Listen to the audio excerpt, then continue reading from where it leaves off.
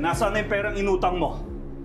Mr. Arsenal, 3 buwan pa ho. Babayaran ko na kayo, promise. 3 buwan? Ilang beses ko na narinig sa iyo, Renan. Pero wala akong natatanggap na bayad. This time ho, tutuparin ko na. Nagka-delay lang talaga, pero please, konting oras pa. At sabi mo last time magkakapera ka dun sa kunwaring down payment mo dun sa bago mong law firm, di ba? Nasaan na? Nagawa mo pa ako ng mga peking sales invoice mo. Para paniwalain mo ako.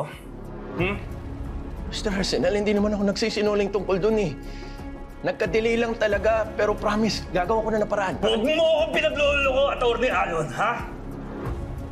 Dahil hindi mo alam ang kaya kong gawin. Teka lang, ano gagawin niyo sa akin?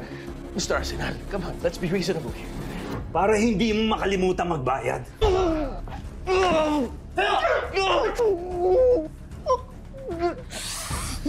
Ayan. Hindi halata, di ba?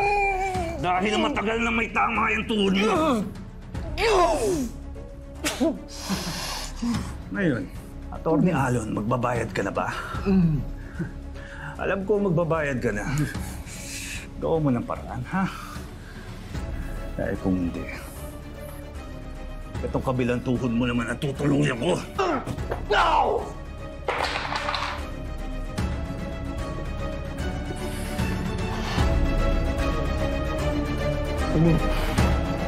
Kailangan ko na talagang magawa ng paraan to.